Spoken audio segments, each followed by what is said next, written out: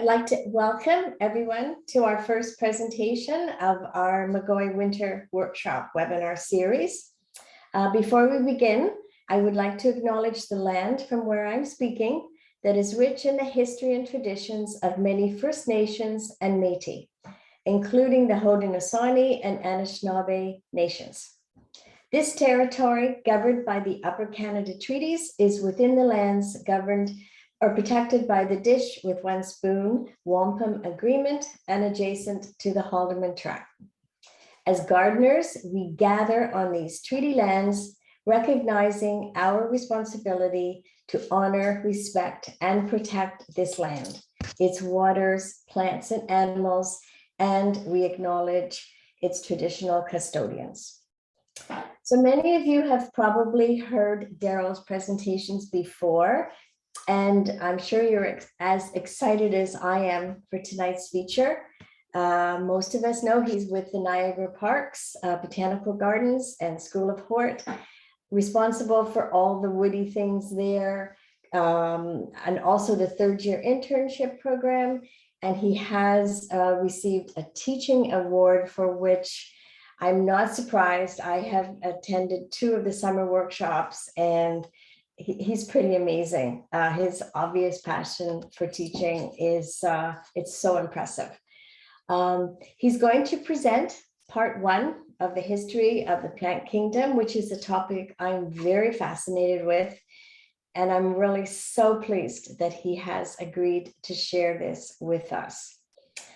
Just before we start, one other thing I was just going to say, I watched at lunchtime his second presentation from the summer, which kind of was what made me try to get him to do this. So if you haven't seen it recently, it's really wonderful. And I do, it's worth it to go back and just check it out. And that's it. So Darrell. Okay, well, thanks, Kate. And it was actually, definitely a prod from your direction for me to talk about this topic. And but I mean, I'm glad that you kind of gave me a poke in that direction, because it's something that I've been interested in for a long time. I did a presentation like this in Toronto quite a few years ago, and I realized after doing that presentation that I need to do a lot more research and just reading and just becoming much more comfortable with that topic. And that, I definitely have done that since that time over those years. So I'm going to start sharing my screen, and then I will get a thumbs up. I'm going to just make sure we're in good shape here. So I'm thinking that's sharing, but we're not at the beginning. So I'm just going to, we should be at the beginning right now. There we go. So initially when I was talking to Kate, we were talking a little bit about, the length of the topic, part 1 versus is there going to be a part 1 or a part 2? And I think just building this first one, I think really it should have been a part 1, 2, and 3, but we'll do it in parts 1 and 2, and we'll get where we need to go. And, there is a lot to talk about. And this slide image here, this is of the monkey puzzle tree. And I kind of picked that for a reason, because it's got very deep roots, ancestral roots.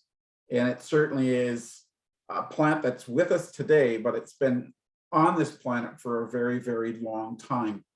And, it's sitting there basically almost by itself. It has one other member in that particular family, but there's just 2 of them left on this planet, and they're doing well and prospering. So the monkey puzzle tree is just kind of an important part of the puzzle, and that'll come in on part number 2. But I'm going to go backwards a little bit, and this is a study tour I took some students on, and we're near Stanley Glacier. So this is in the Kootenays, not that far from Banff actually, and we had a nice, wonderful opportunity to meet with a guide, and we spent the entire day with that guide, kind of walking up the tree line and talking a lot about the plants and the conifers and so forth. But really the gem was sitting at the top of the trail. And as this glacier is retreating, and like all glaciers, it is retreating, unfortunately, it is exposing some really incredible preserved fossils of mostly from the animal kingdom, but from the plant kingdom as well. And the rock there is called the Burgess Shale. And so I remember thinking, like, why are we talking about the Burgess Shale, this seabed ocean shale, when really you're at the border between Alberta and British Columbia? I thought that's an interesting place. And we know the Rocky Mountains were built, 60 million years ago, and we know that land was rafted onto other land masses as that continental plate, kept drifting towards this continental craton of North America. So, that built those beautiful mountains, and it certainly pushed up that shale, and the Burgess Shale is where it is. And Stanley Glacier has covered it for a very long time. But that basically is kind of what the Burgess Shale looks like. You can see it's mud, sea bottom mud, that encased, covered, and really preserved a lot of fossil evidence, not just imprinted fossil evidence, but pollen records and spore records as well. And that can be preserved for a long time. And from all of those impressions and from all those fossilized remains, that allows us to tell a lot about the history of that time frame. So it really was amazing, and we were able to look for different fossils and so forth. And they had a lot that they had a building there that had kind of been dropped in with a helicopter that was locked, and they brought out some really beautiful samples for us to look at. So that was pretty amazing. But the most important thing is just kind of look at our time frame there. These creatures were around in that 520 million years ago. So we're definitely going to kind of go back in time, come up to this time, and just move a little bit more forward in time. And we're going to kind of stop part one at the Carboniferous period, because it gets very interesting from there, and that'll kind of take us into part two for the next session. So since that time, since that presentation I did in Toronto, I thought, I'm going to do some more reading. And this is one of the books that I picked up. This is a good book. It was a hard book for me to put down, and it was a hard book for me to actually read. As I started in chapter one, there would be like an inset, or it'd be a photo, or it'd be just a sidebar, and I get sucked into that sidebar, and that would lead you into the next sidebar, and I have to pull myself out and kind of get back into the chapter material, and then I get sucked into another sidebar, and it was that way throughout the whole book.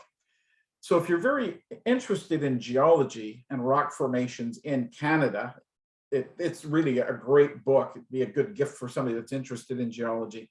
There's another one called Ontario Rocks. I kind of like this one better because it encompassed all of the North American craton and talked a little bit about its formation and everything that's happened since it's been formed. And most of it is certainly under other rock and so forth, but the original craton basically extends all the way from, say, the Hudson Bay and all the way down into Mexico, and then it's been covered by all kinds of different rock and fossilized remains and evidence of life from a long time ago. So that was a great book. Canada Rocks is a good book on geology. And this was another series of books that I read quite a bit about, kind of I was interested now, so I definitely enjoyed both of them, and started to map things out, started to kind of take some notes, and I built kind of a timeline. And what that allowed me to see definitely is, as I read more, each book slightly gives you a slightly different timeline, and what is actually accurate.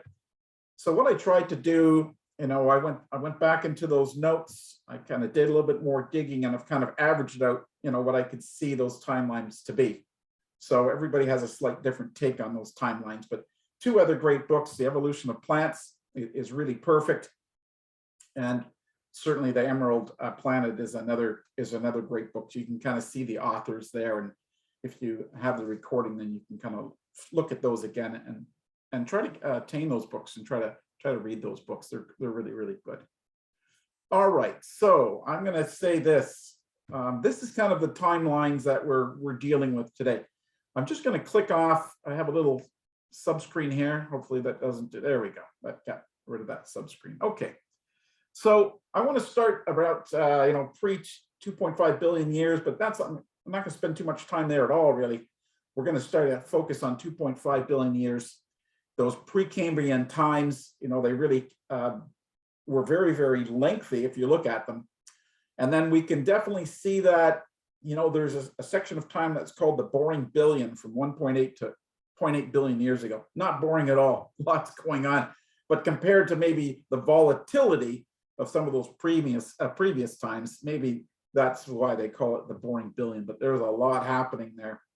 And then definitely as we get into this back where we got about 0.5 million years between where we are now and past times, that's when things really start to accelerate and we kind of move forward from there. So that's kind of how we're organizing our minds and our timelines.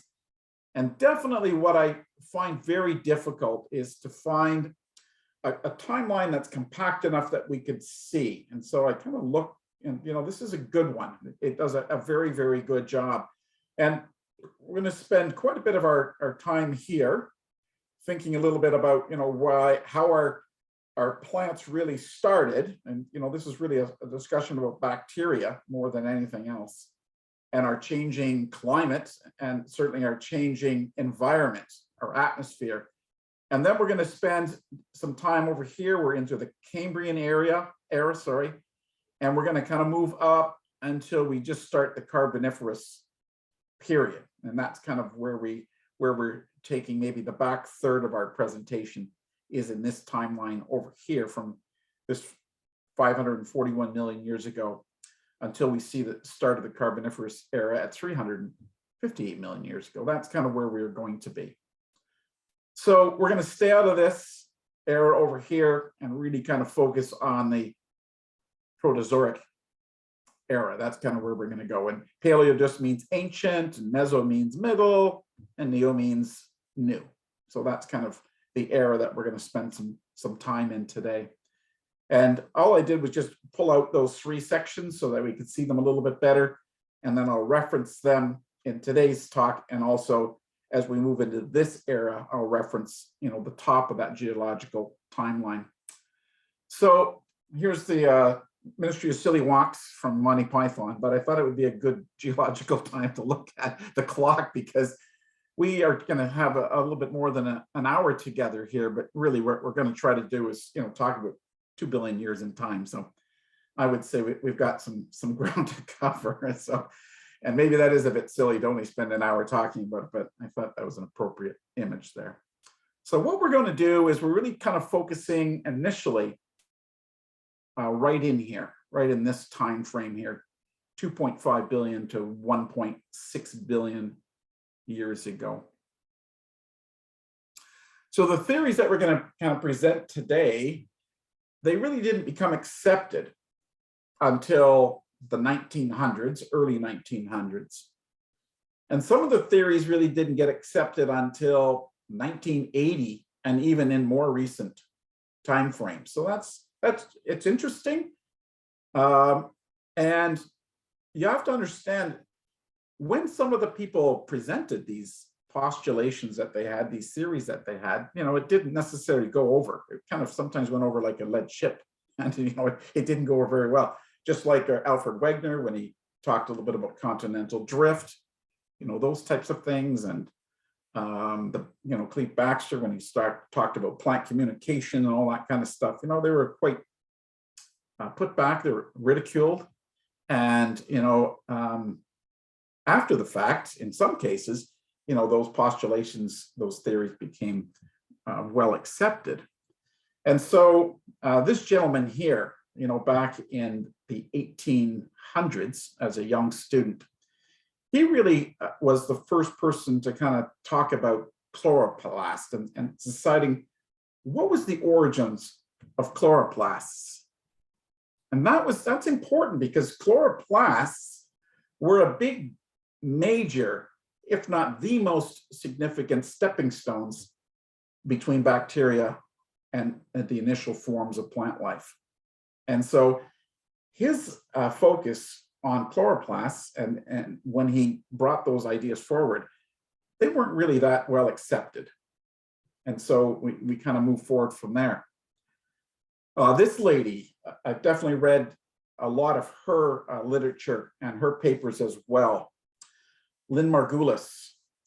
She, I think she was born in 1937, if I'm not mistaken, and she died in 1911. And 2011. And she was an evolutionist theorist. And she was really talking about the importance of another big step, a symbiotic relationship between two types of bacteria, actually. And that really was the beginning of the formation of some of the very simple algae. And so she brought that forward, a little bit before 1960. And she started lecturing on that. It wasn't really well received. And it wasn't really until 1980s, when people started looking at her work with more intensity and a little bit more with deliberation. And they started to kind of amalgamate thoughts and so forth about this idea of symbiotic relationships and really its importance when it comes to plant evolution, this convergent function of plants, towards the next step. And so that's kind of an interesting thing. So if you can, dig up some of her papers and her research, she's a pretty fascinating lady, and she certainly was well acclaimed, in her later part of her career, definitely. So let's kind of move backwards. We're not going to spend too much time pre 2.5 billion years, but prior to that, landforms were developing, land masses were forming. I'm not saying they were stable, but they were stabilizing. There was a lot of water on this planet at that time. So that's kind of an interesting little sidebar, just kind of like Canada Rocks book, there's a sidebar there. That's a little bit of an interesting sidebar to read a little bit about how water amassed on this planet. And there's several different ways that happened, but even 3 billion years ago, we had a lot of water on this planet already. So we had land masses that were, obviously in different locations, a lot of volatility, still lots of vulcanization happening, and certainly volcanoes and rifting and so forth. But the planet was, it was cooling, and maybe certainly a little bit warmer than it is today. So what did we have as far as what was living on this planet? And really what we had was non-air breathing bacteria, anaerobic bacteria, very simple cells, able to divide and make replicas of themselves. And what we need to realize is that the Earth's atmosphere was methane, a blanket of methane, a fairly intense blanket of methane. And also mixed in there was a lot of sulfur dioxide. So it was a pretty toxic place. But anaerobic bacteria were down in the bottom of our oceans on our watery planet.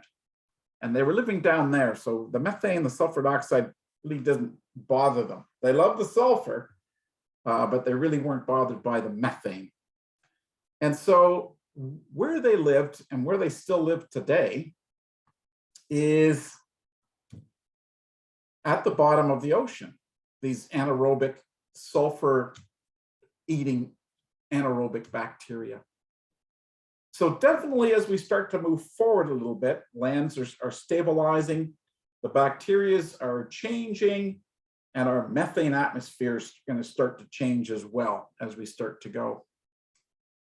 But really, as we move forwards pretty substantially towards where we are today, we have really our first extinction. There's really 5 main extinctions, and we'll talk a little bit more about some of those next in part 2.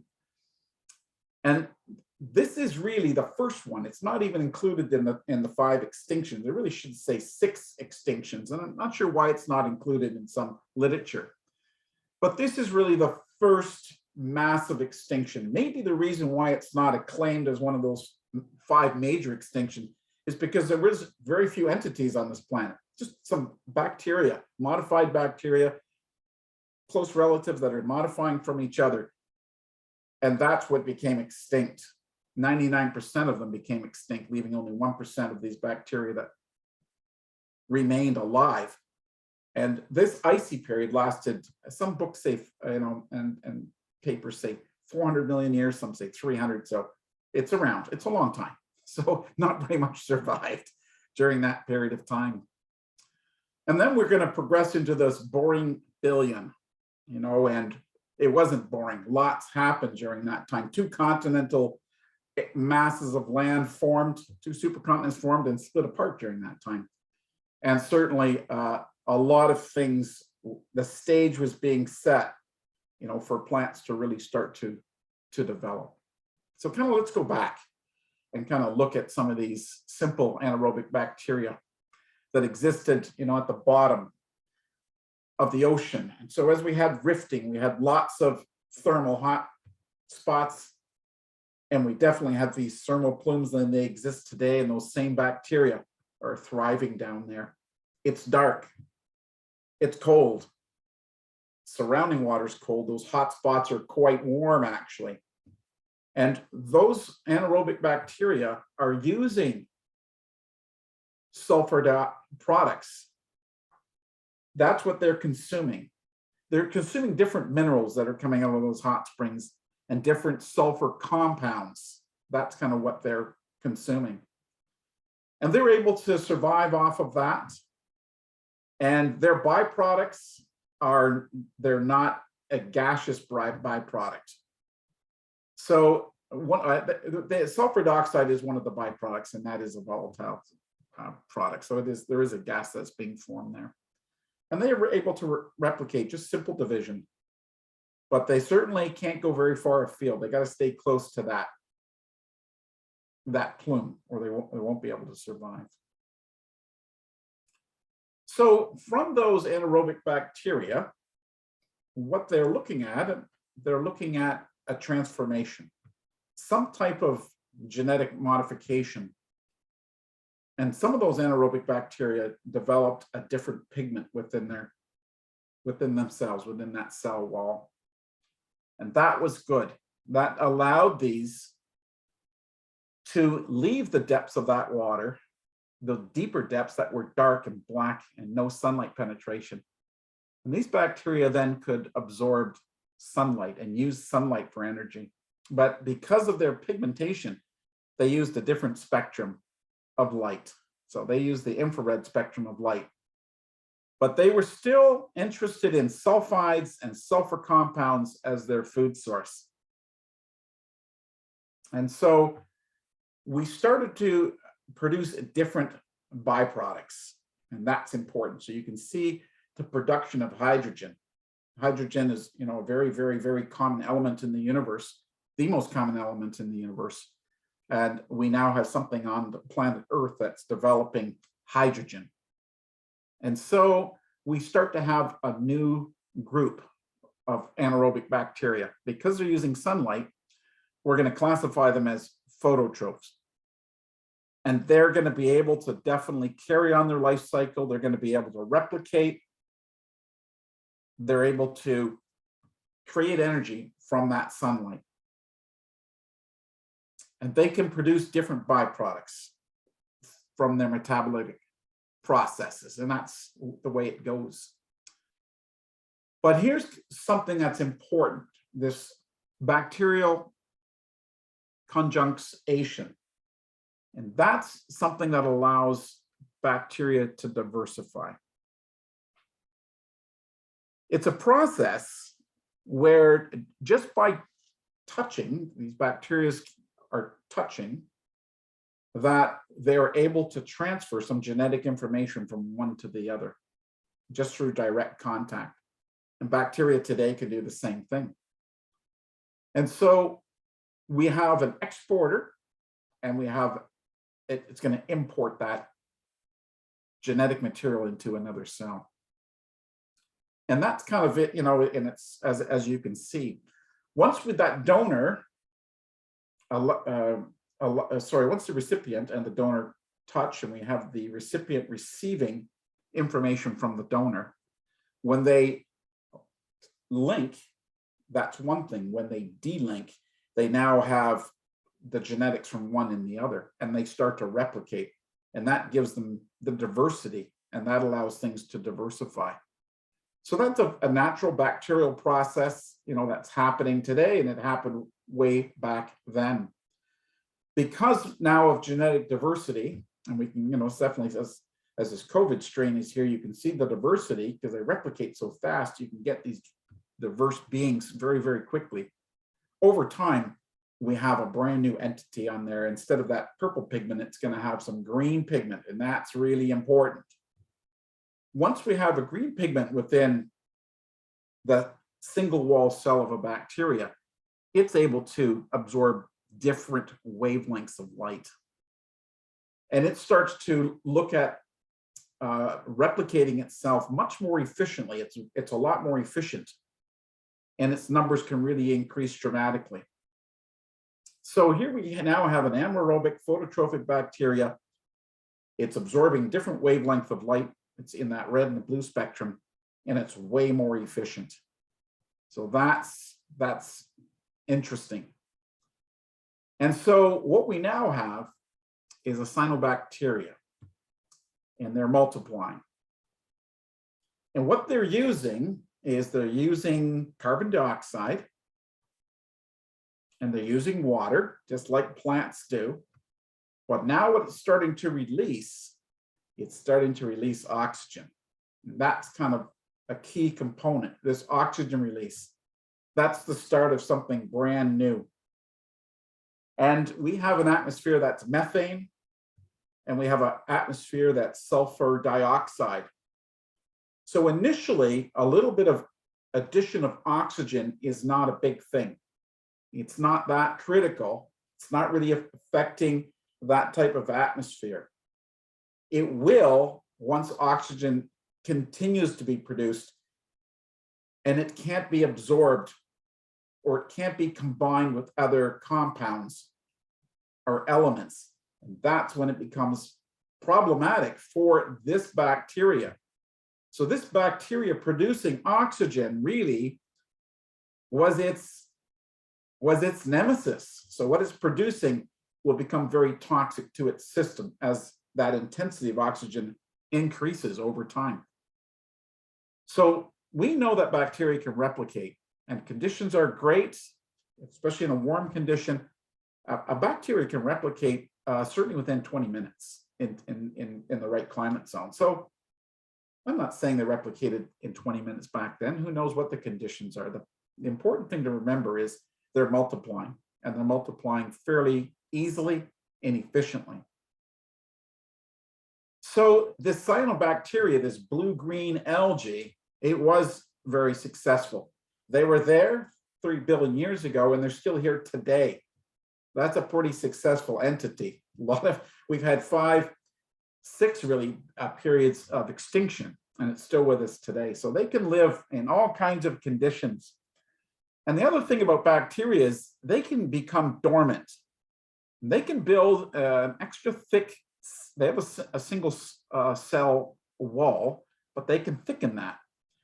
And if need to, when times are not good, they'll just go into a state of dormancy, and that can last for a very, very long time.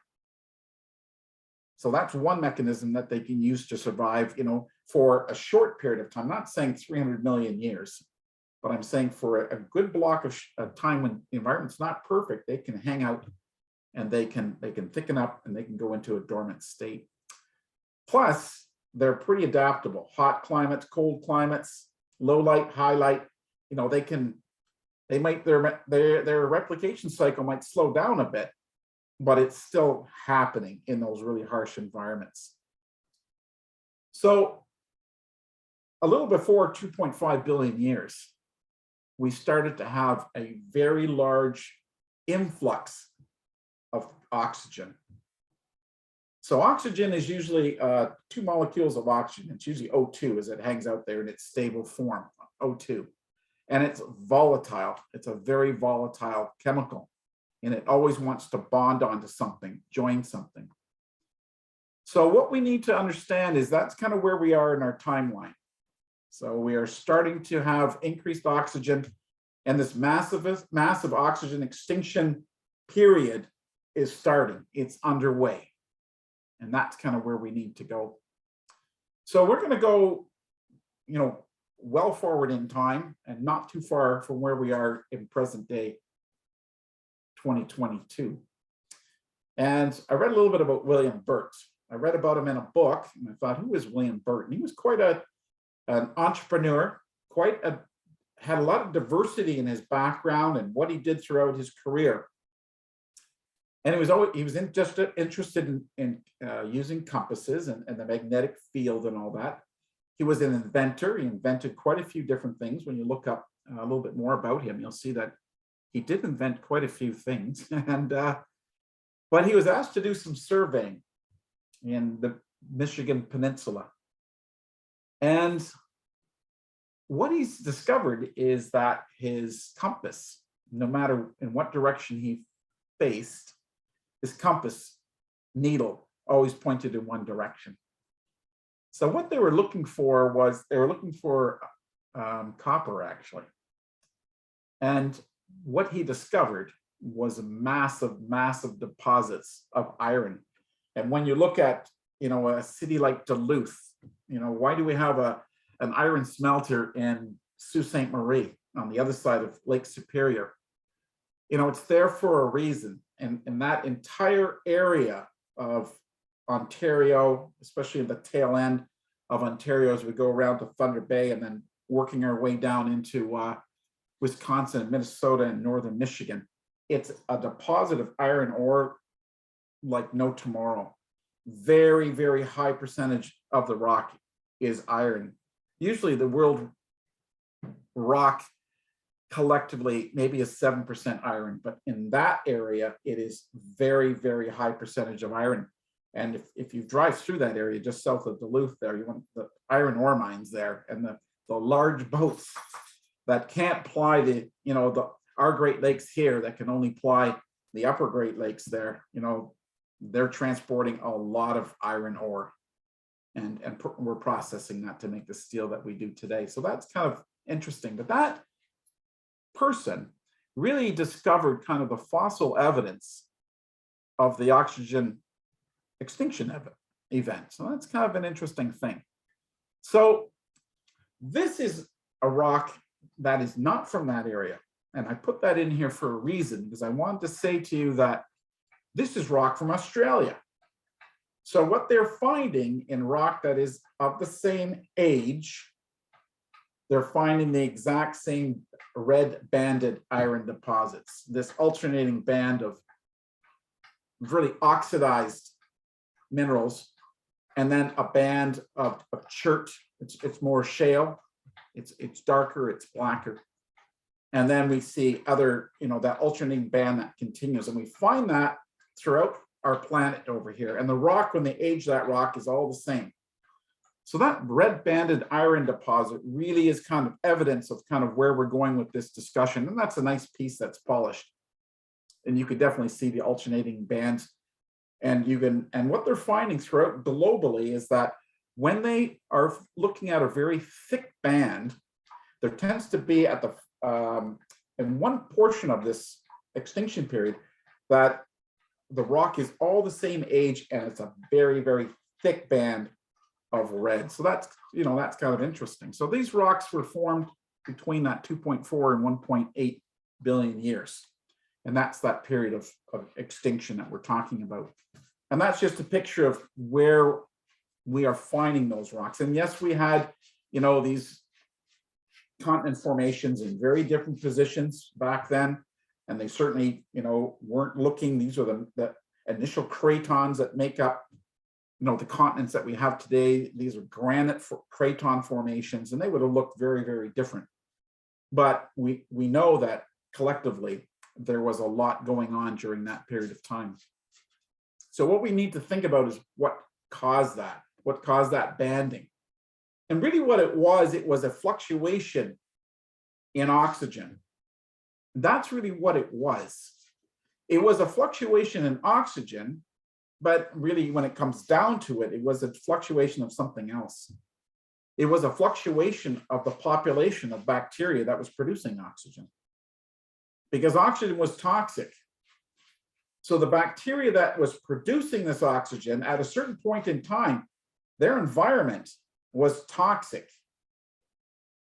The oxygen that we're talking about wasn't atmospheric oxygen. It was oxygen that was being contained, absorbed in water, in the ocean water.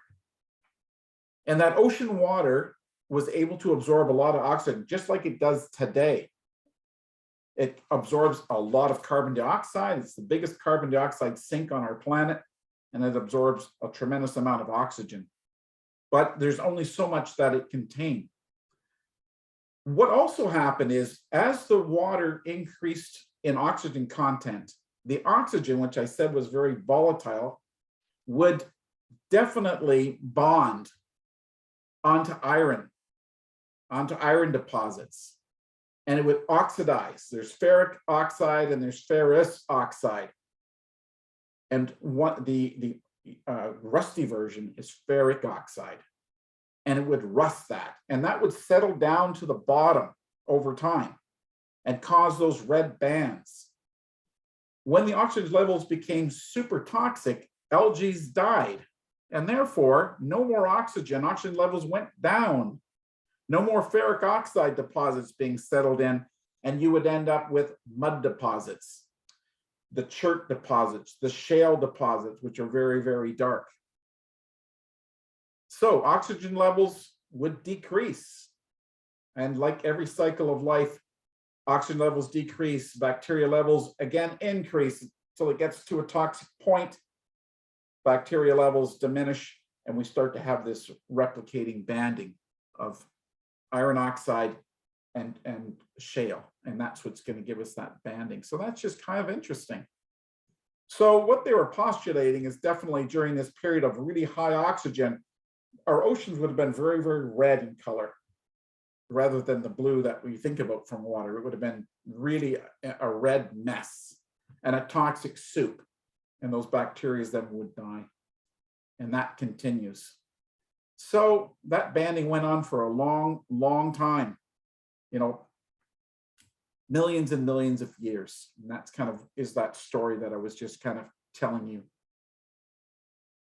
So what's important is go back a little bit and just think a little bit about what we said, is that the oceans can only absorb so much oxygen. Also think about there's only so much iron that it's going to oxidize and bond to. And that starts to then really amplify things. And that starts to create the situation where the oxygen is too plentiful and it's going to start to get released into the atmosphere. And that's when things get really interesting. So once I have the inability for water to absorb more oxygen, I have no oxygen, there's not enough minerals to go around for it to oxidize onto. It starts to release into the atmosphere. It's going to cause something else to happen. And that's kind of when we started to really, at the back end of this process, we started to go into a situation where we became an ice planet for either, some say 400 years, 300 million years. It's a long time. So why did that happen? And really during that period of time, during this ice era, we had a mass extinction where, again, only a few entities on the planet, but 99% of them did not make it through. So really what's happening now, we're kind of in this section of our time frame there, and that's really what's happening. So our atmosphere was methane, and methane you can see is a carbon, and it's got some hydrogens around it. And one molecule of methane is going to combine with 2 molecules of oxygen, and that's going to create something pretty simple. It's going to create carbon dioxide, and it's going to create some water, and those really are what's. I'm sorry. I just let me just zoom on here. Yes, so that's kind of what's happening there. So we have definitely a brand new atmosphere being built. We have methane being taken down 1 molecule at a time. It's combining with oxygen, and it's being replaced with water and CO2. So methane is a very big blanket. And methane is a much better insulator. If you kind of read a little bit of the concerns of the day, global warming, certainly methane production, from animals and so forth that we're using for meat consumption is a big, big concern. Methane that's coming out of our landfills, big, big concern. So we need to understand that methane was now being removed and being converted into CO2 and H2O. And CO2 started to become the dominant atmospheric blanket. Even though we are concerned about CO2, and we're certainly concerned about it today, that was a big concern back then too, because it's not as good a blanket. So what they also postulated is the sun was at about 70% of its intensity that it was today. So it wasn't as strong, so that, those candela of lights, weren't as strong as it was today. Our blanket, our methane blanket is thinning. And the blanket that's left, which is CO2, which is a blanket, is not as cozy for the Earth. And the Earth starts to plummet in temperature, dramatically plummets in temperature. And they're really theorizing that the entire planet, there might have been some volcanic hotspots that were kind of spewing through that icy planet, but really for a very long time, for hundreds of million years, we ended up with a covering of ice. So sun intensity definitely started to increase, which is good. We definitely maybe had some thermal hotspots, volcanic activity, so forth. So that would have been okay. So we started to have a warming again, once again, of that planet. And really that kind of ended that mass extinction period. And that mass extinction period, we lost, the bulk, 99% of those living bacteria at that time.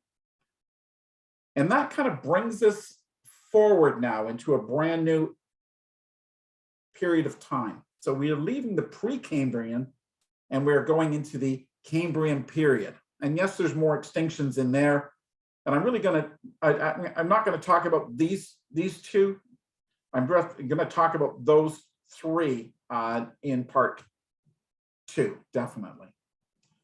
So coming out of this icy stage, we kind of now enter what we call that boring billion.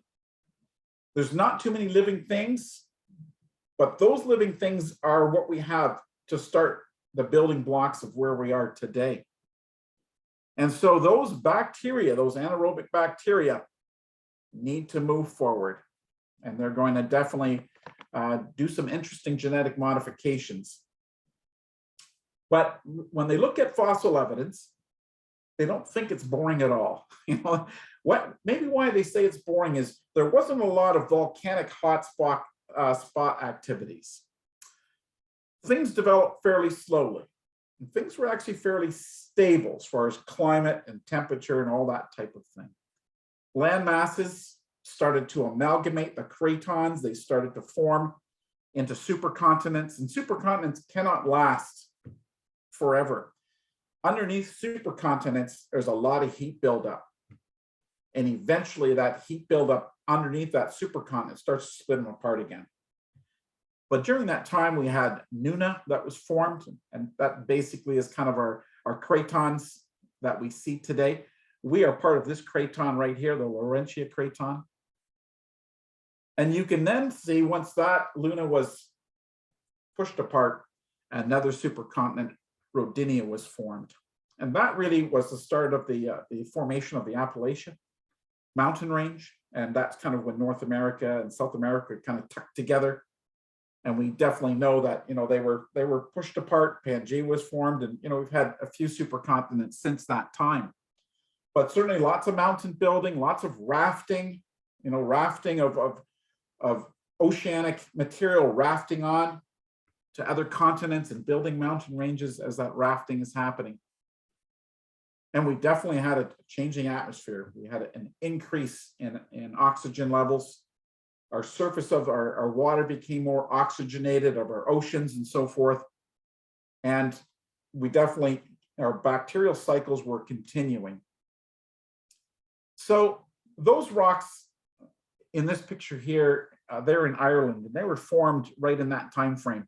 So these rocks have been studied a lot geologically, microscopically, and they tell a very interesting history during that time and what was forming and what was happening.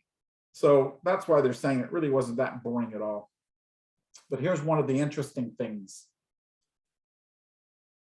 Bacteria were evolving just like they were before.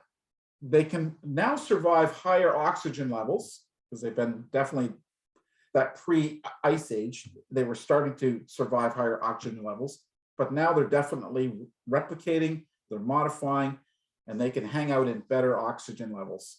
So that's important. The other thing that you can see in this image is that you see a bacteria with something inside it.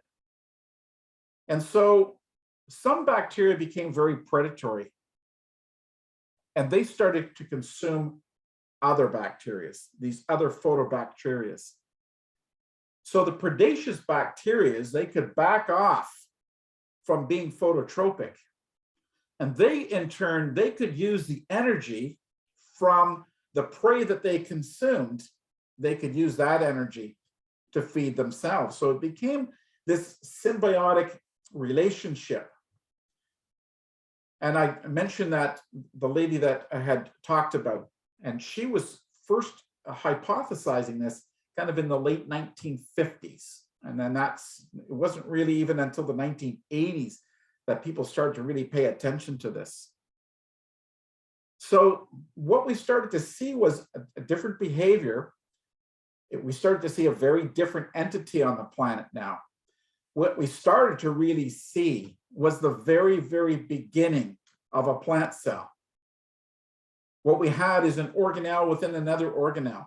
What we had is the outer organelle not really focusing on consuming it anything more because it was living off of what the inside organelle was producing, which was energy from the sun. And so endosymbiosis is a pretty simple thing. And it really starts with two slightly different bacteria, one becoming a predator and it's doing the consuming. And that other bacteria now is living inside the entity that ate it. What happens is they start to form an endosymbiotic relationship, and they replicate now. When they replicate, both entities are in the offspring, and we have a brand new entity on the planet, a brand new bacteria. We have a bacteria within a bacteria that is replicating, reproducing, separating with both entities in them. And that really is exactly what we have in today's plant cells and animal cells. It really is that. So we have entity M and entity N. M being the consumer and N being the prey. And that was kind of the precursor of cells as we see them. And that really changed the game dramatically. So prokaryotes are the bacteria that we've been talking about so far. But eukaryotes are the brand new entity, and they have a lot more going on. They have very different structure. They have multiple cell walls. They have a nucleus, which is key. They have a membrane around that nucleus, which is key. They share some of the same things. So ribosomes, we can share that. We can see the cell has a membrane on the outside. We're sharing that, so that's good. But you see a chloroplast in the eukaryote now. We see definitely mitochondria, and that is a key thing. So we can now see there's a different entity on there. Some of the eukaryotes look similar to a prokaryote, but they're very, very different inside. And that really is how, the theory of how plants kind of transition from bacteria into algae, how that happened. And that really is wonderful. And what's interesting here is because of mitochondria and because of the cell nucleus, replication is very different. Rather than straight duplication, which we always had with the prokaryotes, we now need really the beginning of sexual reproduction. We need to have half of the DNA from one combining with half of the DNA of another. And we have a marriage of DNA from two entities. And that really is important because that gives us diversity. So it's a very, very big stepping stone. And really, you know, that stepping stone is something that not that long ago, like a decade and a half, started to become a little bit more comfortable in the dialogue of people that were talking about that. And so I'm just going to go backwards to that slide there. I'm not saying we're going to remember everything that we see on the eukaryote, just as far as the words, but have a quick look at that. You know, just try to put maybe 4 or 5 of them in the front of your thought process there. And now let's kind of go this way into a plant cell. And what you're going to see is you're going to see the same words, a little bit different here and there, but a lot of the same words. So it has a chloroplast, mitochondria, ribosomes, obviously a nucleus. So different cell walls, an outer cell wall and inner cell wall. But most importantly, the chloroplasts are sitting there, which was that anaerobic bacteria. The phototrophic anaerobic bacteria is now inside. And that's kind of interesting. And we need a sexual form of reproduction to replicate. So that really is the beginning of algae. And algae has all of that within it. So that's kind of that transition from bacteria to algae. And algae is really that stepping stone that we really needed. Look at algae, look at its formation, you know, the flagella that it has. You know, it's very, very similar to a bacteria. It has different entities inside it, but the outside is really quite similar. From there, we started to have chains. So enter stage left, the filament algae. We started to have more complexity. They started to join forces. And filament algae are with us today, but they've been around for a long, long time. And I can find those. I can't find them, but people can find them. People that study rocks, that microscopically slice a rock so light can shine through it and look at it an electron microscope, you know, from 1.8 to 0.8 billion years ago, they can find filament algae. They can kind of see that story, that progression of life as it moves forward. So those new cells, those filament algae, single-celled algae, they're able to survive. And what they're thinking is where they survived the best was in fresher water. Not to say that they can't survive in salty water, but the numbers really flourished in brackish water, in fresh water. And they did a very good job at surviving in the water, just like they were always used to surviving in the water. Over time, they became better at adapting and living on the rocks that are marginalizing, that are on the shores of those bodies of water. Crabs have done the same thing. You can have crabs live in the water. You can have crabs that live where they always need a little bit of splash of water here and there, and you can get crabs living in dry land. So these guys kind of definitely did the same thing. They adapted from the water onto the shorelines, and then finally onto the rocks, you know, this barren planet that was just full of opportunities for them. What they have done is some interesting studies, and I didn't include any of this information, but I've done a lot of reading on the rate of rock decomposition when it has simple life forms on it. It's really incredible.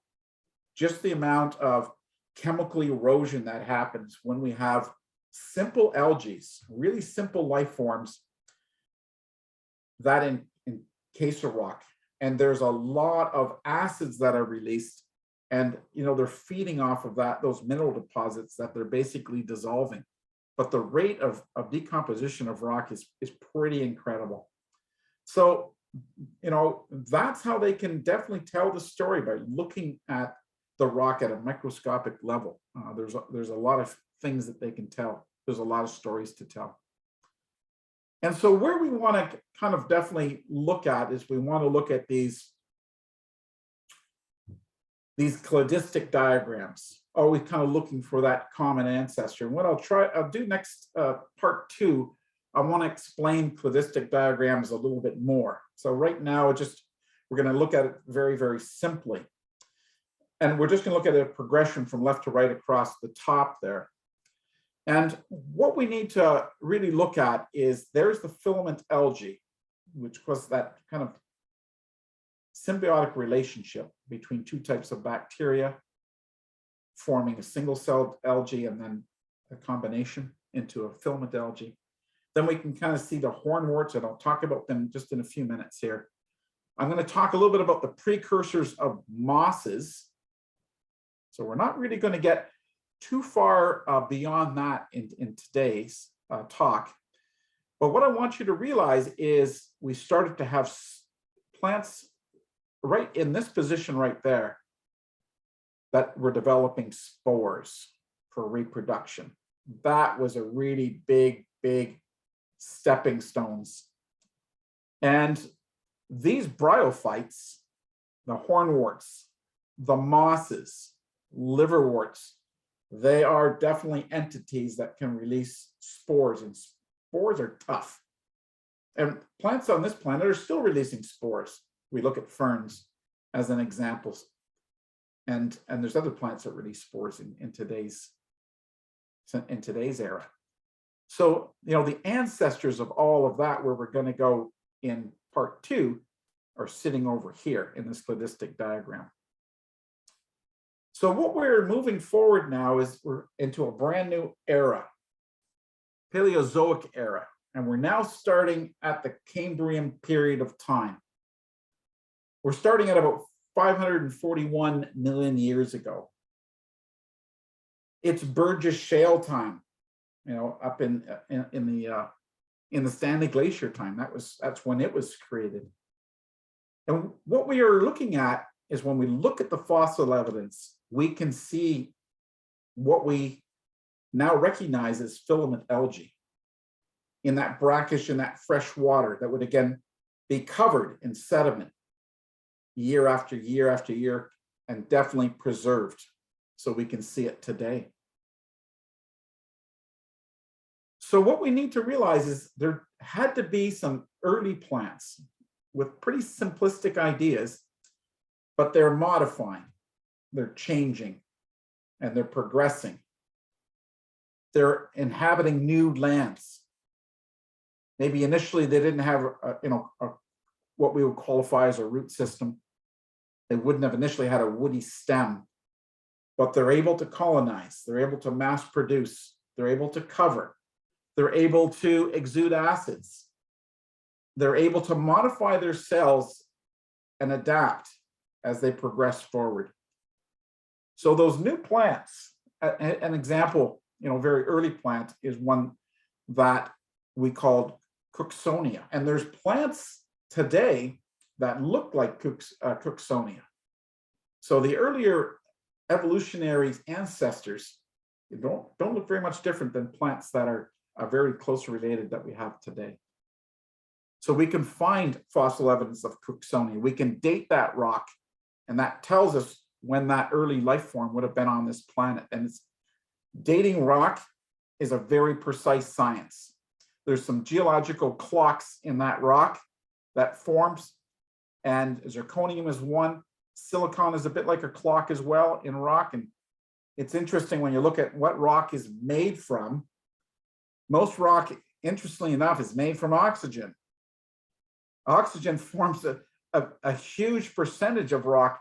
In some cases, it's like well over 65% of rock. Silicon is another main ingredient, and aluminum. If you take a oxygen, aluminum, and silicone, and you combine that together, that encompasses, I think it's either in the high 80% or low 90% of all rock. And then all other components are, let's say, 10%, and that's it. That's what makes up all the rock in this planet. So we've got some good clocks in there that I can use to really timestamp when this fossil was created because of that. So we are now moving. We've left the Precambrian era. We're now, Precambrian time period, and we're now into the Cambrian time period, okay? So that's kind of where we are.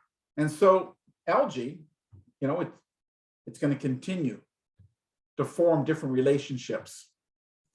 So we know that algae and bacteria are going to combine and form something kind of cool that allows both to survive.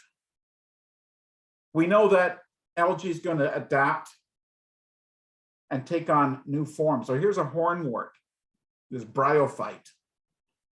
When you look at it, it looks pretty simplistic. It's been around for a very long time. We have bryophytes to this day. When the environment is harsh, we have bryophytes. When the environment is lush, tropical rainforest lush, we have bryophytes. They're very, very adaptable, and we still have them today. They release spores. They don't have roots. You know, that's not what they're all about. They don't have flowers. They're basically kind of a snapshot in ancient time that's progressed forward because it was a good model to follow. That's why we still have them. So bryophytes have been with us a long time, you know, well over 500 million years, and they're still with us today. But that's pushing the pathway forward to where we are today. These bryophytes, they were the first things that really could produce these spores. And spores are great. Spores can be dispersed in the air. Spores can be dispersed in water, wind. A spore, if I modify that spore, I can have a very hard outer shell. I can have all the genetic DNA in a package, in a tough little package that can go very far. And when that tough little package lands in an area that's suited for growth, it's gonna do its magic. And so spores, they're a sexual means of reproduction. So I have a process of mitosis, which is great, and I have a process of reproduction, meiosis as well, that allows me to have genetic diversity, and that's important. So I can have both kind of forms of reproduction. I can replicate myself in high numbers, and I can sexually replicate myself in lower numbers, but I can still get that sexual diversity. And that is an amazing thing. So now we start to see plants that contain cells that have spores that can be released into the atmosphere, into the environment. And that's a big, big stepping stone. And spores can be preserved. They can be preserved for millions of years in rock. And again, I can microscopically look at that rock by slicing it very, very thin, and creating a microscopic slide, putting it in a microscope, shining light through that, and I can see that. And I can start to analyze what's there. I can start to classify what's there. I can start to look at what type of diverse plants that I have. Plants that are going to start to inhabit water and stay in water. I have plants that are starting now to inhabit land, dry land. They're moving a little bit further away from that brackish and from that fresh water. And they're starting to have interesting evolutionary characteristics, different cell styles. Where we started, we were kind of down here, you know, a couple slides ago, and we're definitely moving forward. Where we really started to have a lot of diversity is in the Silurian period. And that is exactly when that Burgess Shale was created. It's in the same time zone. That's when, well, just if we look at Ontario and we look at Michigan, there was a lot of definitely a warm inland sea, and the south part of what North America is today, the southern part of that craton, a very salty sea. And that salty sea, the lowest point in that particular area of inland kind of ocean was Michigan. And we have what's called the Michigan Basin. The Michigan Basin was the lowest position. And as that inland sea started to get enclosed, and now it truly is an inland sea, like think about the Dead Sea and the salt content in the Dead Sea. I want you to picture this inland sea cut off from the rest of the ocean now, and water starting to evaporate. So we're in a little bit of a sidebar here, but the water is evaporating in this inland ocean, getting saltier and saltier. And we know what happens if we have salt water and we put a string in that salt water that's held up by a stick and the water evaporates. We have chemical sedimentation and we have salt forming on that string, salt crystals. So I want you to think about Sifto salt. I want you to think about Windsor salt. I want you to think about Godrich and the salt mines that are underneath Lake Huron and in the bedrock underneath Ontario. I want you to think of Sifto salt. One of the biggest companies in the United States, biggest salt producers, is just outside Chicago. That's all part of that Michigan Basin. And what's important is that's the road salt that we put on our roads today. The Niagara Escarpment is the edge of that inland Michigan Basin. So a lot of that rock that we're seeing, that sedimentary rock, layered, if we look at the Niagara Gorge here in Niagara, we can see that gorge, we can see all the different layers, but at the very top, we have dolomitic limestone. And in that dolomitic limestone is all kinds of creatures, diversified creatures. And that limestone was created as water evaporated. We had chemical sedimentation, just like the salt that forms on the string, and it forms a big solid mass. And that's kind of why we see Niagara Falls with, always a sharp cataract of water, is because of that hard dolomitic limestone. Still type of sedimentary rock, still formed in that Silurian period, still part of the edge of this Michigan Basin like a big plate. And we're seeing the edge of the plate, and the basin is the lower profile of that plate. Lots and lots of diversity that we can find in all of that material just underneath that cap as well, those layers that were laid down in that Silurian period. So lots of diversity, lots of things happening, lots of continental shift happening. And, that allowed those plants definitely to continue to move forward along with animal life at the same time. So just going back, that is when that Burgess Shale was being formed. The Burgess Shale was in the bottom of the Pacific Ocean. And the Rocky Mountains, weren't even, starting to be formed at that time. So layers and layers of ocean sediment, ocean shale, all those creatures would have been washed out to the ocean and they would have been covered. And so that evidence, that time snapshot of evidence would have been encapsulated in that. And we can find all kinds of things, whether it's in that dolomitic limestone on the cap here of Niagara, or whether it's the Burgess Shale out in British Columbia. What we're able to find is we're able to find lots of fossil evidence of really fascinating and truly diversifying very primitive plant life. So do we always capture it correctly?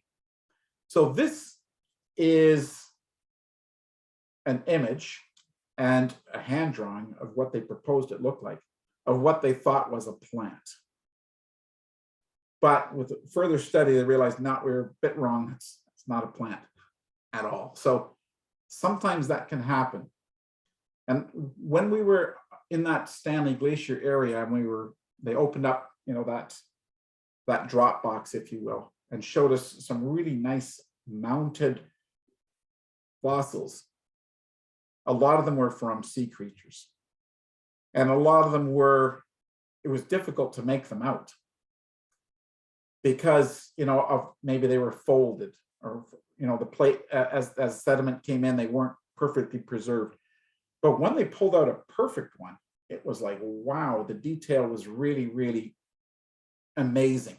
So, you could make a mistake, and just with further scientific evidence, you could, correct that mistake. But here's kind of going back to those ancient Cooksonia. And they started to have specialized cells, and they can see that from the fossil evidence. They started to increase the thickness of their cell walls. That allowed them not to collapse. Think about filament algae. It can't stand upright. We have a thickening cell wall. Now we can stand upright. We can definitely see the spore casings. That's where the spores would have been. They would have been able to release those spores. And these are small plants. These were not 3-foot high plants. These are plants that are only a few centimeters in height, but they would start to colonize. They would start to form. So this we can find fossil evidence of very, very clearly. And there's, a really good fossil imprint of that plant. And again, they could date that rock, and they could capture that snapshot of exactly when that plant existed. So they've got some great Latin names. Baragwanthia, that's a good name. That's a good Latin name. So it had, a little bit more complexity to it, could stand up a little more upright. It was a little bit taller. And again, they've captured lots of fossil evidence of that. So now we start to also see a slight difference. I can start to see the spiral phyllotaxy of leaf arrangements for the first time. And we know that plants today have a spiral phyllotaxy. So that started, 500 million plus years ago in this particular plant. So that's the first plant that they saw that spiral arrangement of the leaves in there. Again, there's an advantage there. So we're kind of leaving this period, and we're kind of moving into that last period that we're going to cover today, the Devonian period. And you can see kind of where we are as far as our timelines, around 420 million years ago. And we're going to end at about 358 million years ago at the beginning of the Carboniferous era. So during that Devonian period, we definitely saw lots of development. We started to see ecosystems being formed. Along with plants, we started to see some interesting other life forms that were leaving the water and coming onto the land. They definitely made that transition individually, but there's evidence that they made it together, so they benefited one another. Most likely the animal life kind of definitely using the shelter of the plant life as they started to explore new lands and new worlds, and started to build different relationships. And we started to see plant groupings. I'm not sure whether this picture really truly captures it, because at the very beginning of this time frame, they don't seem to talk about really tall plants. So maybe that's not the best image, and perhaps, sending us in the wrong direction. But what we wanted to portray here is that there's life definitely aquatically forming, and there's a lot more terrestrial land animals and plants that are starting to develop. When I get out of the water, I've got to develop different cell structures. I need to stop water from evaporating. Going through my cell walls, I need to prevent that type of loss. So what they started to see in cell development from a fossil evidence point of view is definitely those types of adaptations to preserve the plant and stop it from dehydrating. So that is a good adaptation. So during that time frame, they were categorizing plants. Rhinophytes were a group of plants, definitely. And what we started to see was plants becoming a bit taller. I'm not saying they were 2 feet or 3 feet, still quite small, but bigger than previous. We started to see specialized cells forming. We started to see the formation of fungal entities a lot more as well. We saw the spiral phyllotaxy forming, spores still being released. That's nothing different. but fungal entities started to be definitely there. So maybe that conjunction between mycorrhizae fungi and plants, you know, as they have evolved together over millions of years. So we have that relationship here. Maybe that relationship started a long time ago. One thing to realize is that roots were not developed like the roots that we think of today. But we definitely started to change, and different groups of plants started to move forward because they had maybe adaptations that allowed them to do that. And so the new group of plants called the phytophytes, phytophytes, they started to replace those original plants. And they started to have dichotomous branching, you know, branching that we kind of see on plants today. So they were the first evidence that we had branching going on. And that definitely was at the back end of Silurian and into that Devonian period that we're talking about right now. They're starting to get taller plants. We're starting to develop roots. If I'm going to get taller, I need to do something. And one thing I need to do is I need to develop more specialized cells, transportation cells. I need to change my vascular structure. Remember, we are nowhere near the vascular structure that we have today in angiosperms, where we have vessels. Nor are we near the vascular structure of conifers. We haven't got to that age yet. What you need to realize is, even though we haven't gotten to those vascular structures, we are developing our own vascular structures that allow us to move water upwards from a lower portion of the plant to an upper portion of the plants. Roots are starting to develop.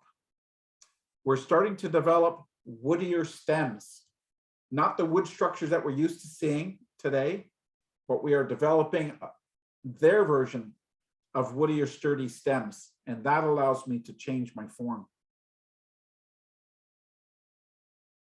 So just a couple just to kind of finish off here. We have plants that have been named just by fossils. They don't exist today, but Parka would be one of them.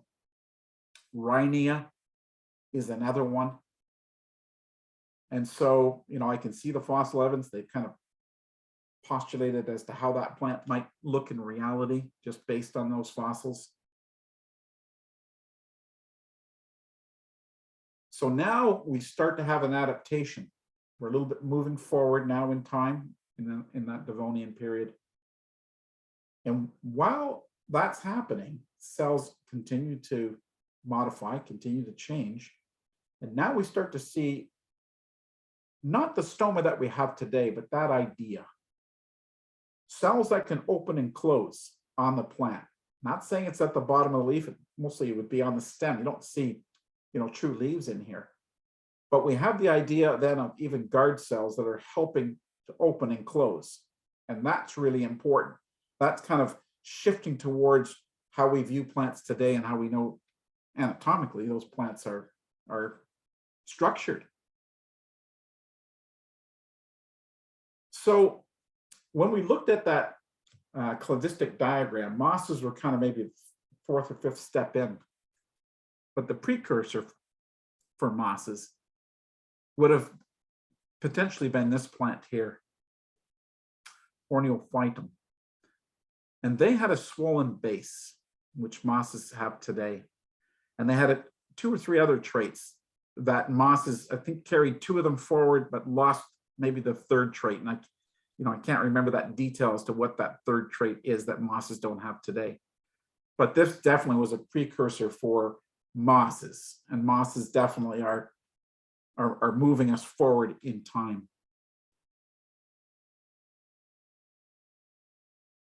So we're still discovering this plant. I mean, that 1970s is not that long ago. And this was discovered in rock in Quebec.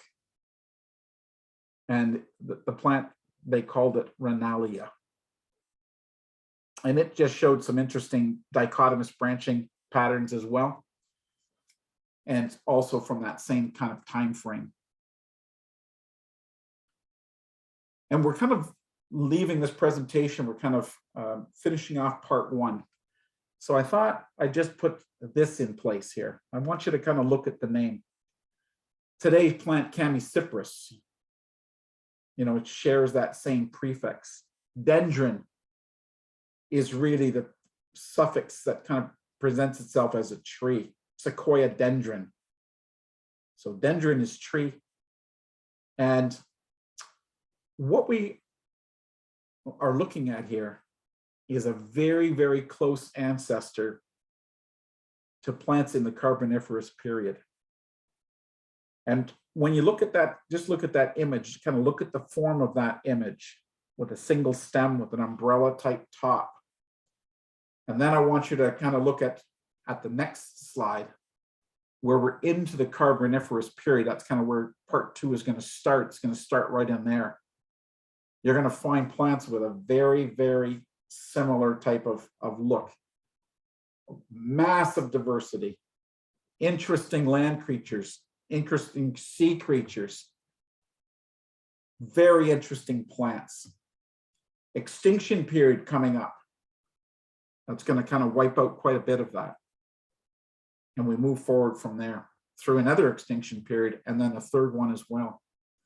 So part 2, I'm going to have to compress that just like I compress this, but I can compress that into going from this period of time until we see the plants that we're used to seeing today. And I hope, you know, we can capture you as an audience with this one and carry that forth, because I'm very interested in part 2 and I hope you are as well.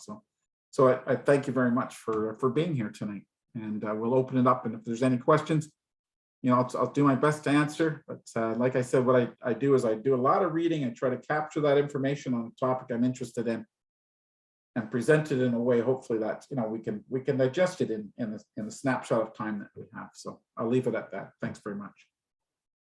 Thank you so much, Darrell. That was quite a journey through an incredibly complex subject that you made understandable for me with little science background, and I think for everyone here. So thank you. We look forward to the next one. I just want to ask everyone if you have a question.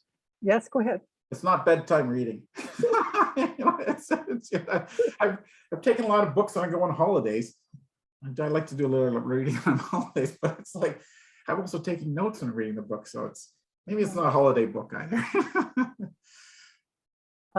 I just want to ask our attendees tonight, if you have comments, to please put them in the chat. But if you have questions, to please put them in the Q&A. And I have a couple of questions here. Elizabeth asks, atmosphere was methane and then CO2, and then moving to more oxygen. When did the ice planet stage occur? When stage was that? When there was more methane or more CO2? When there was more CO2. So when did the ice planet stage occur? That would have occurred, well, there's a bit of variables when you read one book to the next. Some textbooks talk about it occurring about 2 billion years ago, some like 2.3 billion years ago. And where I presented it right now is kind of at the back end and before the boring billions. So I've kind of presented as about 2.1 billion years ago until about 1.8 billion years ago. Well, I have to thank you for all those timelines because I needed them constantly. It was very helpful. And so during that period, methane, because it reacted with oxygen, was no longer in the atmosphere. And so the byproduct was CO2 and water. So the atmosphere was very CO2 orientated, which was still the blanket. And we're concerned about CO2 levels today. Well, they were much, much higher back then, but it's not the blanket that the methane was, nor did they think the sun intensity was where it's at today. So they feel it was at about 70% of its capacity at that time. It was great how you could relate it to many other side issues happening today with bacteria and also with climate change. It was wonderful. So lots of comments here. Thanking you for your wonderful presentation. Looking forward to the next one. Another question from Betty. is there any major controversy about this version of plant evolution, or is there major agreement scientifically?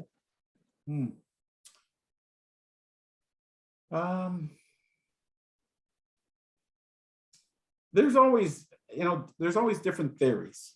And so when I did present it, I used the word theory with purpose, because sometimes there's, something that you read off to the side that people don't necessarily agree upon. And that's absolutely fine.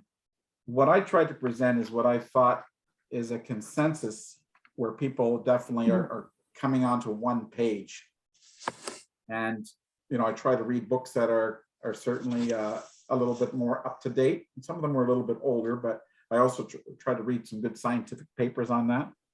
So, and like I said, things vary as far as the dates were concerned. So there's a little bit of discrepancy there.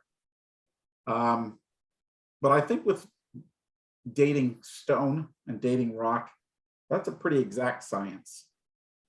And so I think if you're analyzing a rock and you can date a layer of rock and you can see something in it, whether it's a spore, whether it's a pollen grain, or whether it's an imprint of a fossil or a mineralized fossil, you can pretty well say that's when it was there, because that's a clock. That's a geological clock that's very, very accurate. And I think there's no controversy about that geological clock. There's definitely different ways that scientists, geologists can date rock. So there's not just one method, there's several methods actually. But if you're using a method like a zirconium clock, it's like bingo bango on point. So I think, yeah, in general, I think there's a consensus on the evolution of plants and kind of where we're going with this topic. Well, you had mentioned earlier on that one of the scientists you mentioned her findings weren't accepted for a while. For a long time. Yeah. And like I said, I missed on her day of death, but she passed away in 2011. And she was still very active, towards the back end of her life, kind of just continuing with that and speaking at a global scale. So if you go on YouTube and just watch some of her talks there, or read a little bit more about her, she's she's a fascinating individual and a very smart lady. Very good. So I think that's the end of the questions at this point. A lot of comments. Thank you for a wonderful presentation. Fascinating as usual. I hope you have a chance to read these, Darrell. And I think that is all of it. So I'm going to pass things back to Kate, and Claudette just mentions that your book list will be available to all the attendees. So Kate. Okay, great, thanks. Well, thank you, Darrell. Oh, thank you so much. I mean, it is a difficult topic, right? Because most people probably haven't really delved into what you talked about. So, but it's absolutely fascinating. It really is, and it's important to know this sort of progression and how things changed over those billions and billions of years. Well, I think I definitely thought quite a bit about after you and I had talked a little bit more, and we started to talk about a part 1 and part 2. When I really started to put this together, I wasn't even back where at 2.5 billion years. I kind of started at the Cambrian period at 141 million years ago. I thought, no, because there's a whole story in front of that. So before it, yeah. And so that's really kind of why I went backwards and started there. And I personally, for myself, and just kind of what I've taken away from it, just by having to go through a lot of material again, I took a lot away from that by going back that far. And I think it kind of sets that precursor. It's almost kind of like the underlying information that needs to be there that helps you to understand moving forward from that Cambrian time forward.